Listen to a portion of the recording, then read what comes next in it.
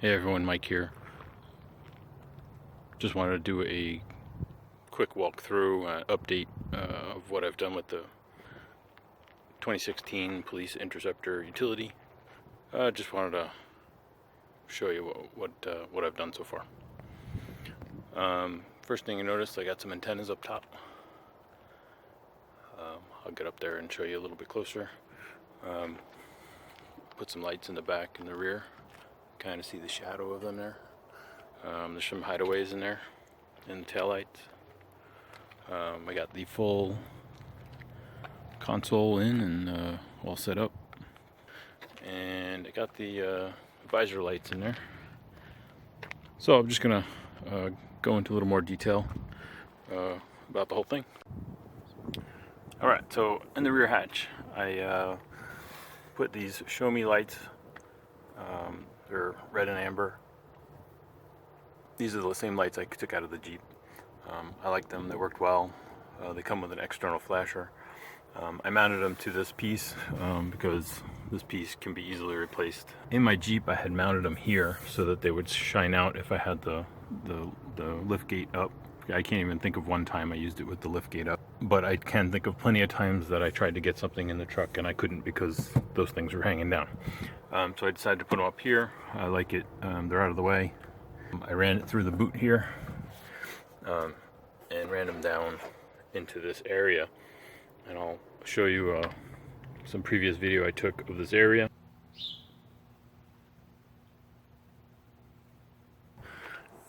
Can't really see them. Try to get the light. You can barely see them through there. They're pretty inconspicuous. I also put some hideaways in to remove these lights. There's two. You pop these little covers off, and there's a couple of bolts in there, and then you pull the whole thing straight out and back. There's actually a clip here, so if you try to pry it this way, you'll break that. So there's a clip here. You want to pull it straight out. And I have some video of when I installed that too. After you get the unit out, you're going to take the screws out from here. I've already taken them out, but there's three little tiny Torx and two 8mm, I think. And that pops this off. And actually there's a little cutout and a spot that will be perfect for putting your hideaways. So I drilled a pilot hole, and then I'll use a unit bit to open it up to 1 inch. Just go very slow, step by step, until you get a nice fit. This is actually pretty tight. It's a tight fit in there.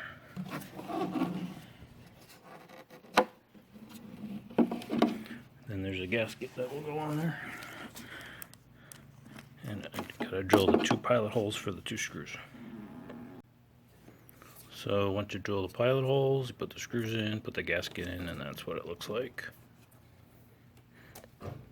So I'll show you what they look like. I got this switch right here. And we can... It's not too bad. I'm not really happy with these, the hideaways I bought. Particularly the way the mount pointing to the outside of the vehicle. You'll see that they're much brighter. I don't know if you'll see it on the video, but they're much brighter off to the side than from the back. So I will probably be replacing the hideaways with the strobes that I took out of my Jeep. Alright, so I got some antennas up here.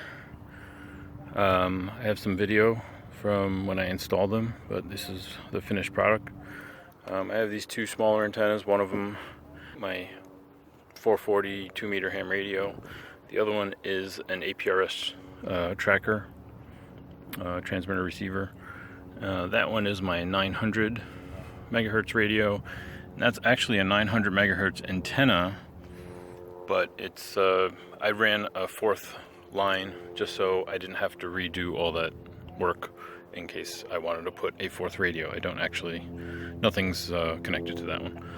So I think they look pretty good, nicely spaced, and they came out real well. And I'll show you the a couple of shots from when I installed it. First thing I did was drop the headliner. It's held up by magnets. Makes it easy to take it down and put it back up. There are airbags from the A pillar to the D pillar, so just be careful when you're pulling it down you don't poke the airbags. There's wires connected to the headliner, so be careful when you're dropping it down. You don't want to rip those off or anything. So here I put some masking tape down to protect the paint and to lay out where I want the antennas exactly. I measured it all up, put dots where I wanted to drill. Here I drilled the first one with a hole saw and got the cable through down into the cabin. This is where I ran the cable, the coaxes, along the door sill, underneath the carpet or the vinyl, and into the center console. So this is a visor light I purchased from Amazon. This is about $200. It's much cheaper than the Whelen counterparts, and you can tell it's the build quality definitely is not as good. It's amber and white again, and it's controlled by the switch panel here. I'll flip that on there,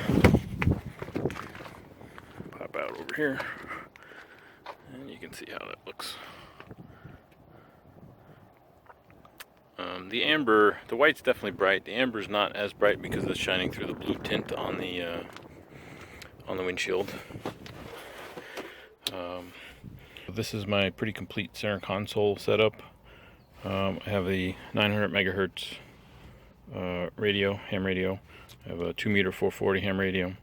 Underneath here, I have the APRS tracker, and that I added Bluetooth to, which goes to my tablet here, so I can map anybody that's in the area.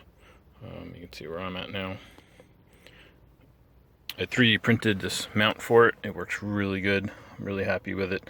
It actually hooks onto the desktop charger and then allows me to connect to this Panavice mount. And this just pops out. I don't know if I can do it with one hand, but there you go. So no wires, and it charges up and it connects to my tracker without any wires. I love it.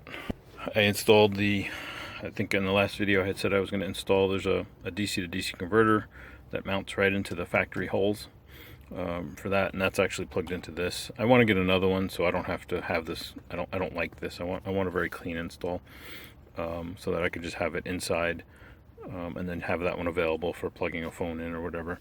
I still have this other one here that I can plug two phones into. I believe they're 2 amps each. I can turn them off with this button. This button is for allowing me to select the pattern on the visor lights. So the only other thing that I really want to do is the Grille Lights. I have them on order. They are not stocked by Whelen.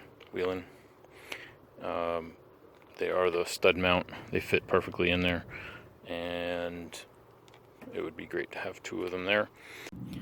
So one thing about this vehicle is there's wires everywhere. This comes from the factory. It's 8 pairs of wires that are just blunt cut, ready for you to do whatever you want with them. They go into the cab. I'll be using those to connect the Grille Lights, and at that point I think my Interceptor will pretty much be where I want it. Thanks again, guys, and if you haven't, check out my other videos. Remember, like, comment, and subscribe. Thanks.